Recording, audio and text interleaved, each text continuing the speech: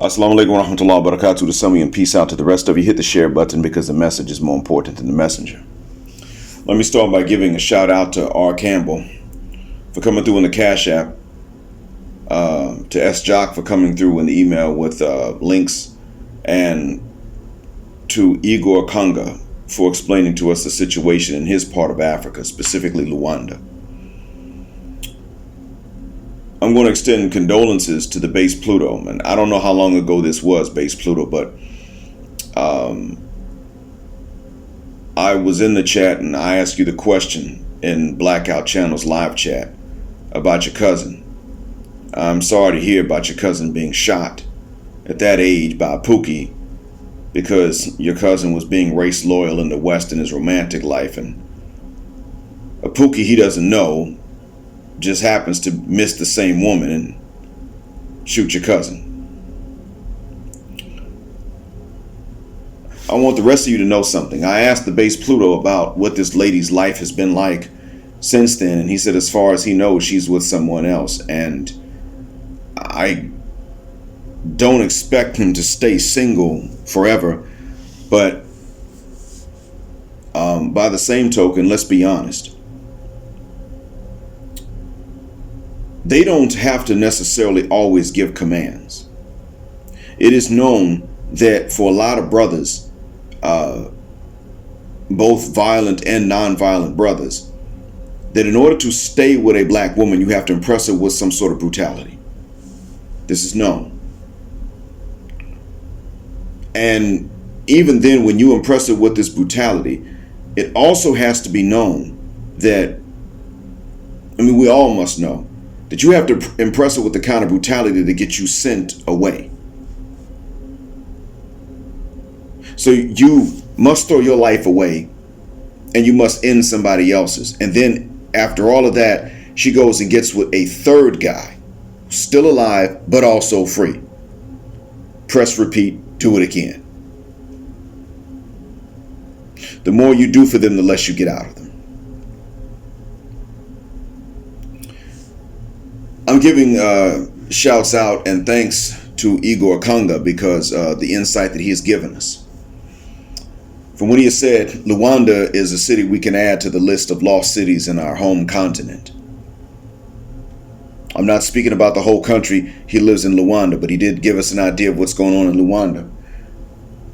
One of the things he mentioned in the live chat is that a mother and wife, because she cheated on her husband, decided to do herself in front of her baby girl rather than to come clean and apologize to the husband.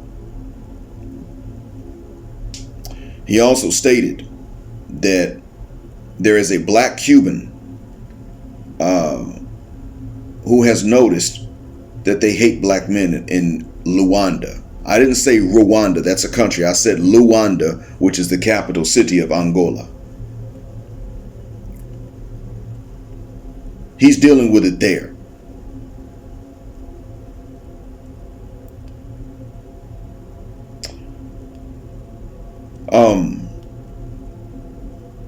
I'm going to give a shout out to Raul of Please Act Right. In his upload, one of the first clips is of a lady that says that even though her man lifted her up to a higher income bracket by supporting her education, then fell on financial hard times when she was up, she broke up with him because she ain't finna take care of no man. Now that lady does comedy. It's a skit, but that skit was actually based on an old email or an old post on some old social media platform. It made the rounds. It's one of those things. Now it was either Raul or it was Rome of Average Man Unplugged that had a video clip of not only a man at a Walmart with a woman he'd been dating for 2 or 3 days, trying to shame him because of what groceries for which he was not paying, but additionally, on top of that, a mother of sons got up and said, if you do this to my sons, I'm going to match that energy because I'm going to show up and whip your behind. But that mother said something else. She said that all moms of sons should put their sons up on this game. I repeat, all moms of sons should put their sons up on these games. The hell does that tell you? She understands that in this time, because of social media and the confessions of women on social media, that all moms know these games. The day of women that don't know these games that other women play is over. This means good women and bad women alike know bad women's games. And all of them are capable.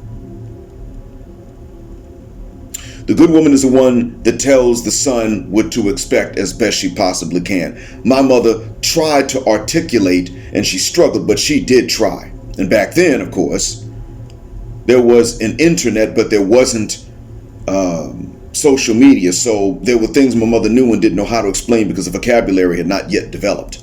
But she tried. Now, the more I understood my mother, the more pessimistic she said I was. But that's because when my mother came up, the games existed, but the prevalence of them was not as bad. It wasn't a doom and gloom situation. When I was growing up, it was doom and gloom. And not even for every black man, it was doom and gloom for me. So I sounded pessimistic when I would say, well, you know what, Mom, I saw this. You're right, I saw this, but there is no exception. It's all of them. Not that they're all the same, but they don't want me if they're not going to play these games. They'll take somebody else, but not me. Then she didn't believe it. Then later on, she began to understand I wasn't making this shit up. You see, when my mother came up, there were chicks in high school that wanted either an athlete or a thug, tough guy. High school. But in college, they tended to outgrow that. When I came up, they were not outgrowing this in college. Especially if they, physically developed. Now, they look like they never hit puberty, maybe, but let them look like they just, went through some puberty. No, medical students weren't into that.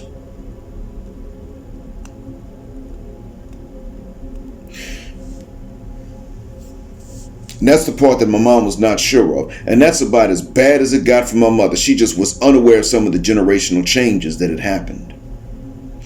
Later on, she became aware.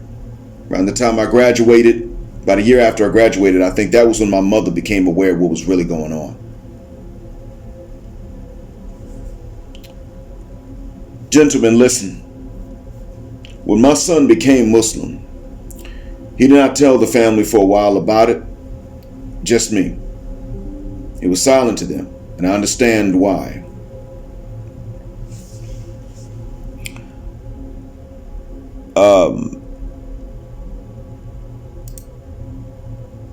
He didn't say anything to his mom or his sister at first. They know now, but for a while they didn't. He later on decided that he would make himself available for marriage. This is after his mom and his older sister knew that he was Muslim. And sooner than he or I would have expected, a door opened.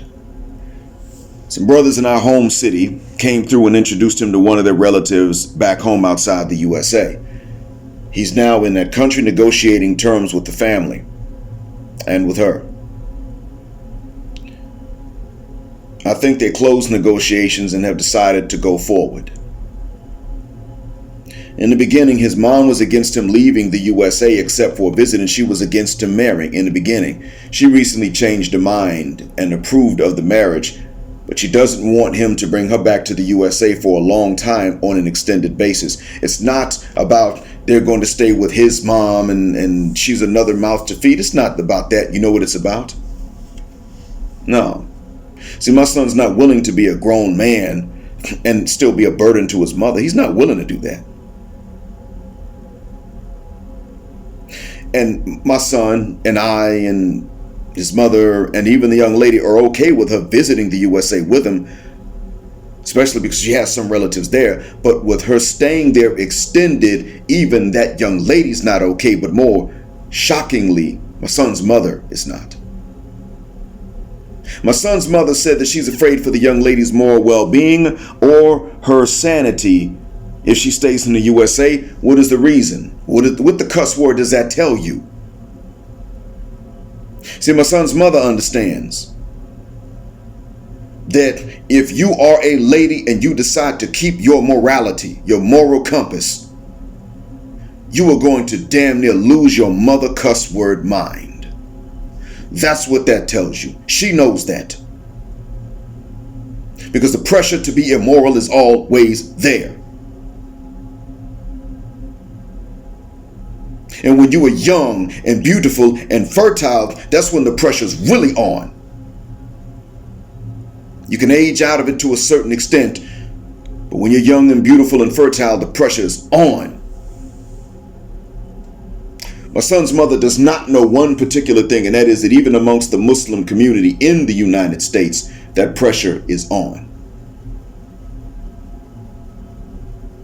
She's not aware of that. If she was, she'd be terrified. I'm going to tell you this too. Out of all of the American women that I dated before I became Muslim, my son's mother was the most African and the least American.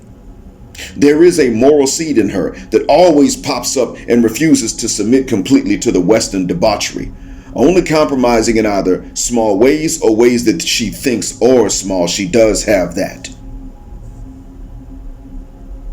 As for why we didn't work, I'm not going to say. But she does have that good thing about her. And now she is objectively looking at the chance of a son marrying an innocent lady in another nation from another culture, and is afraid that if she is exposed, that if this young lady, her potential daughter-in-law, is exposed to the USA for too long, she'd change for the worse.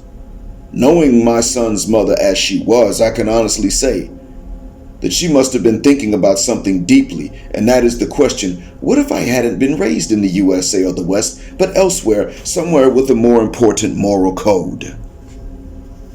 That's what we're looking at here. That's what she's looking at, and rightly so.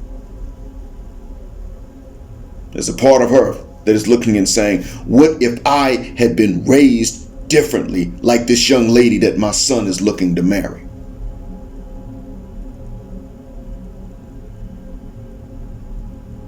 Now, there does seem to be a bit of a, one thing that seems to be sort of strange amongst us, and that is this. We mind men, as I pointed out before, are actually drawn to women about our age or older. As I've gotten older, I'm drawn to them, I would say, about up to my age. That's somewhat changed. This seems to be a part of the heritage. My father is younger than my mother. His grandfather is younger than his grandmother. My brother's younger than his wife, and I'm younger than my second ex.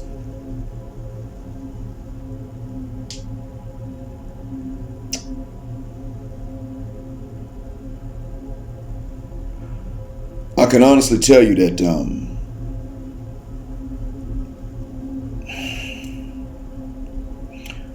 looking forward to my son's future in that regard. I mean, you know, long as he can make it. And the thing is, I can honestly say this.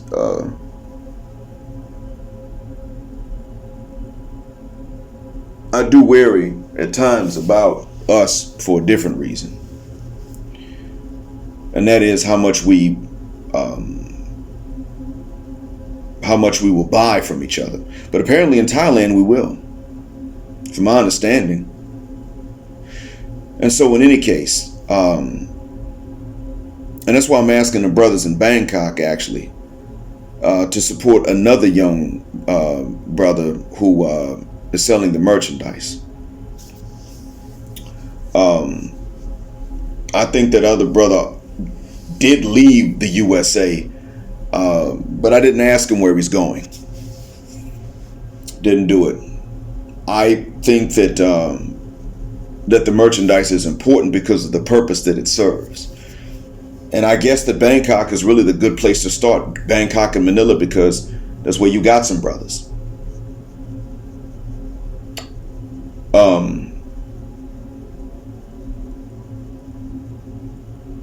It allows us to be more recognizable to each other. But to get back to the main point of this, what I picked up on, for the most part, is that we are still into black women which makes sense. But I also understand that apparently we're further along in the process of losing our interest in black women than what I thought. See, I figured at the threshold that line of separation was probably going to be like brothers in their 30s are still into black women racially, just not Western black women, but they're kind of neutral, and brothers in the 20s don't want black women, and that's going to be based on race, like on sight. The blackness will be enough to turn them off because of the ratchet BS to which they've been exposed from Western black women in their lives more recently. The ratchetry has ratcheted up several notches since I was their age. I understand that. What used to be in the most dysfunctional zip codes and projects is now on TV, mainstream. But it may be that you already have some brothers that are in their 30s that don't want nothing to do with black women. And you already have this playing out in some parts of Africa. You got some brothers from the continent in some of these cities, and they don't want nothing to do with sisters because they're sick of their attitude. And one thing I will say is that I have seen in many cases amongst Western black women, and I have seen even amongst women from the continent, a refusal to appreciate men, coupled with an exceptional regard for white men. Now, on the continent, as BGS stated, continental African women will get with a white man with no shame. They don't even see that as anything embarrassing. It's a badge of honor, nothing embarrassing. Whereas the North American, especially American black woman, does or used to kind of see that as a shame. Trust me, I know. I'm just a light-skinned brother. I'm not even white. And there was an element of embarrassment there. So if they'd actually been with a white guy, I can imagine what the real shame would have been. I mean, I really thought, you gotta understand that for a long time, I thought black women did not physically want white guys the way that Western women don't want short guys. And I'm not even knocking a man for being short. I'm talking about what the sisters want. You know, they act like they physically can't do it if he's short. That's how I thought it was like that with sisters and white dudes. I was like, only a few sisters can physically bring themselves to get a white dude. And I've heard that, I've heard about this stuff looking like worms. I mean, in terms of color, or, they can't bring themselves to look at a Pink Johnson. I've heard about that. I don't know how true it is. I'm not walking around looking at their junk. But I really believed that. And what we're finding out is that in reality, they don't think this way. The only woman in the world that actually looks at us as being on the bottom of every other man is the black woman. And this is not limited to the United States. That's the funny thing. This is going on in, this is a problem in the continent, definitely. This is going on, we know about in the Anglophone Americas. Any other man better than us. But as this idea, in other words, it's going to be easy to spread their feminism to the continent. And what I see playing out is that as this spreads, except for wherever they resist it, as this spreads, what will likely play out is that we will start to see continental African women do the same thing that African American women are doing, being feminist to us, misandrous to us, and domesticated and traditional for other men. But I'm going to tell you one thing, one of the criteria by which you will know. And really, I'm not sure which one is worse, because a lot of the rhetoric came from sisters.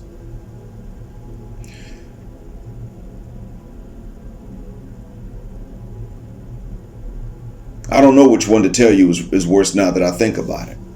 Some sisters will take anything but a brother. Some divestors will take anything but a brother. That means they've singled you out as the only one to call bad. There are others who don't really want anything but a Wyatt.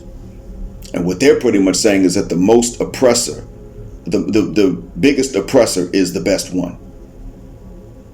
That's what they're saying. I'm not sure which one is worse. In either case, you're going to be last pick. And they're going to spread this to the continent.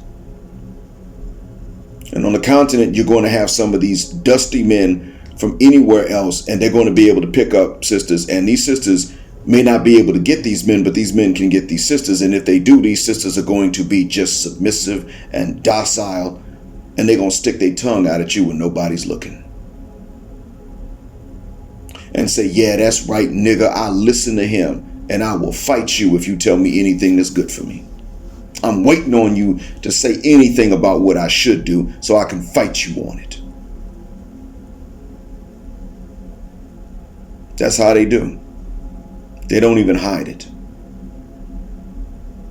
I saw on a Nollywood movie over 20 years ago. Over 20 years ago. It was at a Liberian friend's house, but he was watching a Nigerian movie. And this woman, she had her, a white sugar daddy, white boyfriend. She made him mad. He threw her out. He got his servant, a local man, to grab her and put her out the house. And she was at her friend's house, a friend that's a lady's house, crying. And another woman walked up. A third woman was like, why are you crying about this man that broke up with you? And her friend that was comforting her said to the third lady, oh, it was a whitey. Oh, that's why. Of course, I picked up on it. It was a pro-black militant.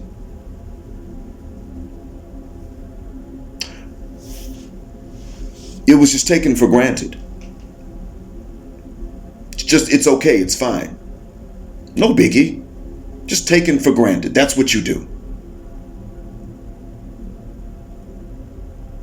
Yeah, you lose one of them, you cry about it because of the money. You lose a local man that's black, whoop-de-doo. If we start to face this attitude back home, the continent is off the shelf. It's not an option anymore. It's off the table. It is not even to be discussed. If the continent is split in its reaction to this feminism being preached to it, then we have to catalog which places are which if we even want to entertain it anymore. But one of the things that's going to happen is that the continent is going to become less and less viable for us and less attractive. And this is one of the reasons why it is that I say to you, black man, that it is perfectly okay if you and I do practice a particular double standard. When we divest, if they want to call it that, in other words, when we go to other races, we can talk bad about the Western sister and the westernized sisters that follow them. When they go elsewhere and start talking bad about us, they're out of bounds. What's the reason? Because when we do it, we're not lying. When they do it, they're lying. Lionel McTow was one of the first people I heard, and I think Dennis Sperling was the second one I heard to say that when they have to lie about us, we have to tell the truth about them. So it does bother me that they are, as Richie Black from Zoom to Thailand pointed out, I know it's Richie Mack, but hey, I compliment people. What can I say? Richie Mack from Zoom to Thailand noticed that they're going into Thailand. I thought that the Thai and the Panay women had run them out. That's what I thought. They're not. And that's a problem. Maybe they're not going to the Philippines, but they feel comfortable going into Thailand, still going in. And if they're really just tourists, fine. But what if that's not the case? Do we think that that's actually what it is?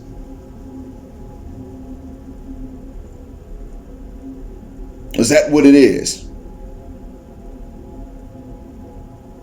do we really believe that they're just, all of them are just over there just to, just to see Thailand? That ain't what it's about. Where do they go? And granted, they will go to Thailand. That's true. They will go to places like this, take photos, stuff like that. But if it's these large of numbers, is that really what it's about? No, they want to go. We know what it is. We know where they want to go and where they don't want to go.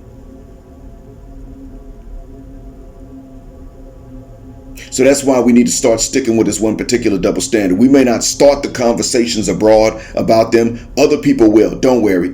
Other people will bring up Keisha and Becky in these conversations. And don't make the mistake of thinking that Becky's going to be there for you much more.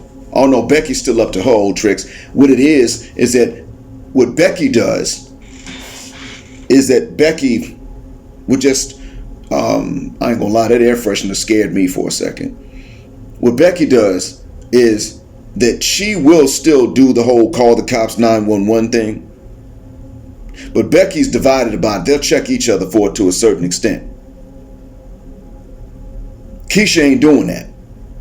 Keisha calls the cops on you and you ain't done nothing, and ain't nobody gonna say a mother cuss word thing. See, what Christina Cooper did to Christian Cooper, I think her name was Christina. That was the one in New York at Central Park, because he said that her dog had to be on a leash. Yeah, that one. Both of them had the last name Cooper. I remember that. What Christina Cooper, Becky Cooper did was something that got even a lot of Becky's on her case. They were like, why would you do that? Because he told you about yourself.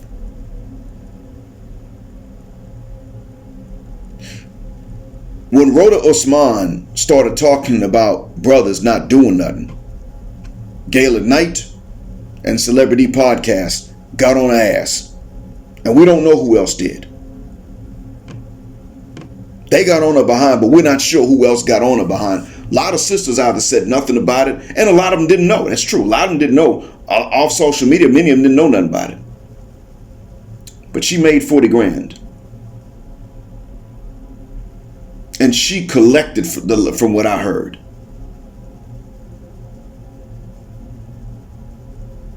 Because sisters were not ready to sit up and say, you know what, this B word is lying. She's lying on black men. I'm going to tell you this, a lot of Somalis really did not know about her. She's not in their circles and in their community like that. They don't want someone like her. Her family members might know and try to say something to defend her, but hell, I bet you this, internally, if she was actually around the family members, they whoop her behind too. A lot of her people did not know nothing about her.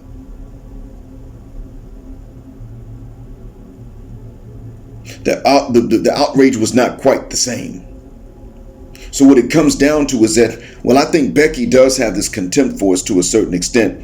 She'll still fetishize us. We just can't try to get to, don't try to actually become the husband. Where sisters are going to be like, look, damn it, don't try to become nothing except we use you. So in other words, Becky wants to use you for your Johnson, which is less insulting than Keisha that wants to use you for everything except your Johnson.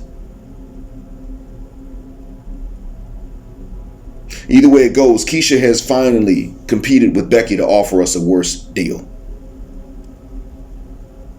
And they're going to turn around and do this on the continent too. That's what's going to wind up happening. That's the way that we're headed right now.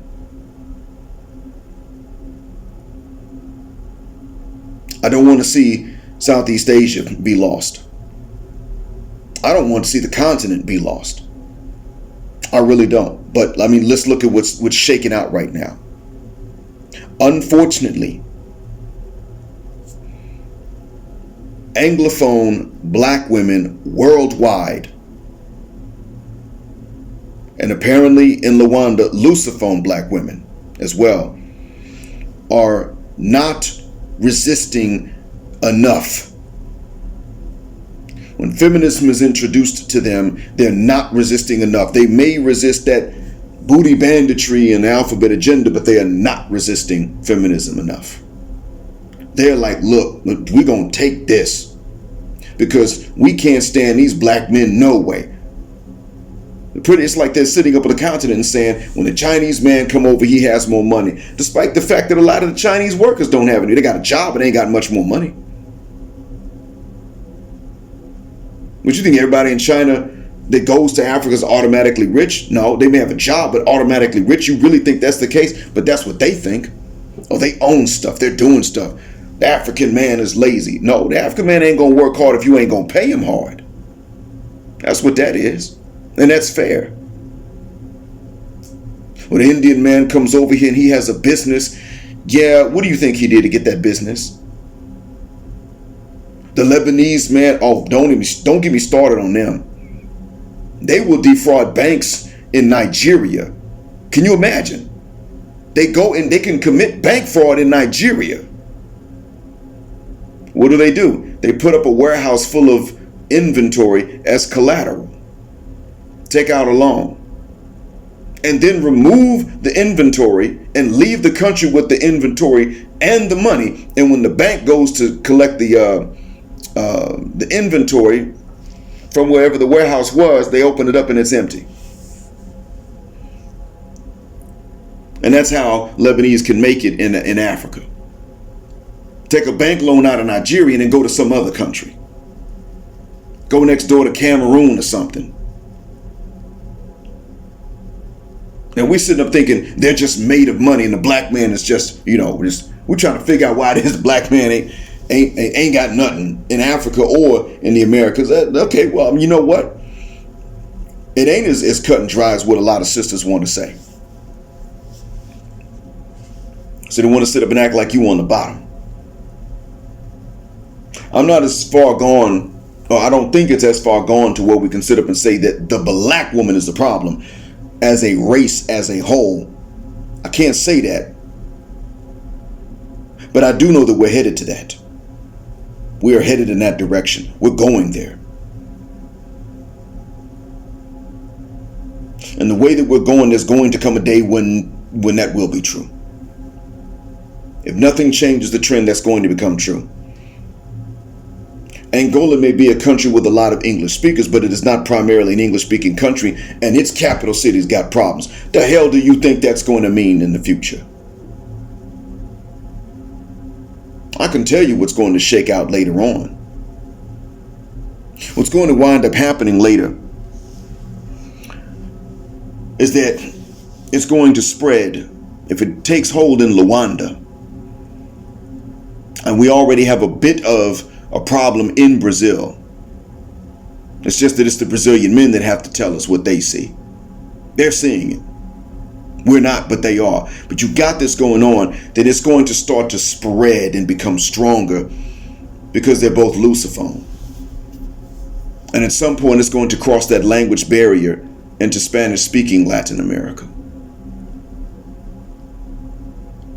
And then what? And in Southeast Asia, when I thought Keisha had learned a lesson from what Richie Mack told us, Keisha ain't fully learned it yet. Still there. What I do know is that once a woman becomes feminist, the changes take effect within a matter of months. Years is too long. Months is all it takes. Gone and lost. That I do understand. I saw it happen when I was at Morehouse to some of the Spelmanites.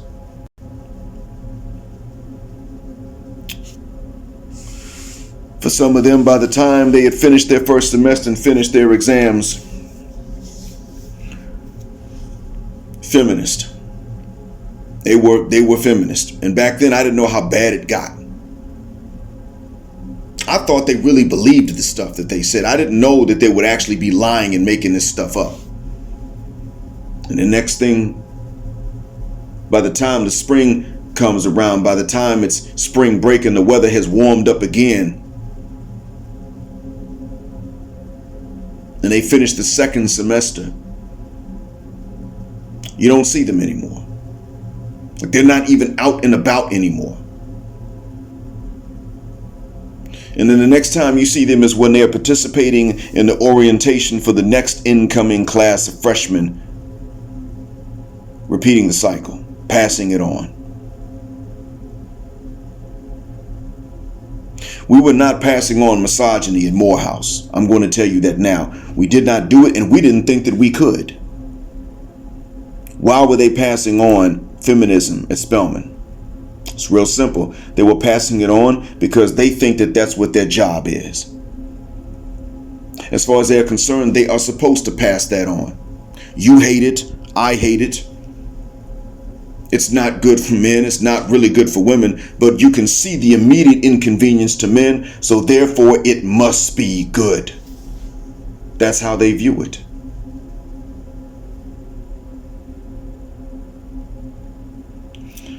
I wish that I was making this up.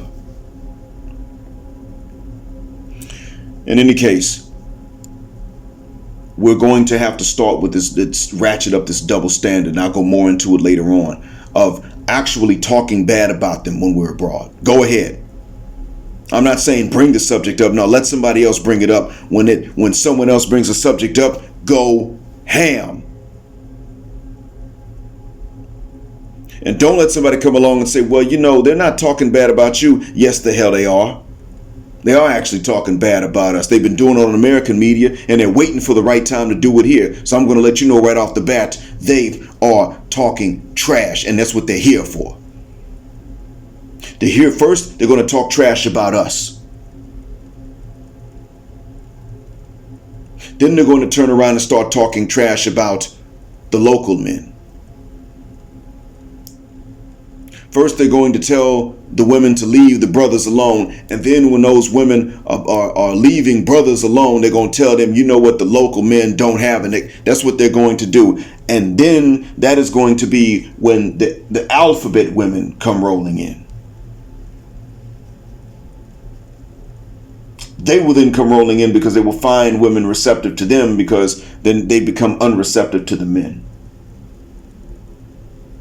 It's already been proven in a study that women's intimate preferences are more fluid and on the spectrum, and they can change over time. Men are the ones who are pretty much solid in ours. But ironically, what sisters always want to say about brothers that don't agree with him is, oh, you 9AY. Let's say this about a hetero man. They always say that, you 9AY, or you mad because you can't get none. Which one is it? Mad because you can't get a woman, or you 9AY? Because those two don't go together, but that's what they'll say. Or then you 9AY because you can't get a woman. Or so in other words, what you're saying is that I'm not naturally that way. You just all got together and decided to leave us no other option. Well, you confessing to something that not only didn't work, but something you done already said you're not doing. So you're confessing to a conspiracy that you would have sworn up and down was a crazy conspiracy theory. But you're confessing to it now, and then you're going to say that you got a result from it that you did not succeed in getting. Turning straight men 9AY. That's how bad it gets. You have every right to maintain this double standard. No, we talk bad about them when the subject comes up. They don't have a right to do that about us, because when they do it, they're lying. When we do it, we're telling the truth. Keisha is that bad. She learned it from Becky, then surpassed Becky. Because you know, a Becky that might decide that she doesn't want to do us no wrong may actually be left alone by her friends. A Keisha that decides she don't want to do us no wrong has to hide that, and she has to pretend to be doing us wrong, or other sisters will come after her. So one's bad and the other one's worse.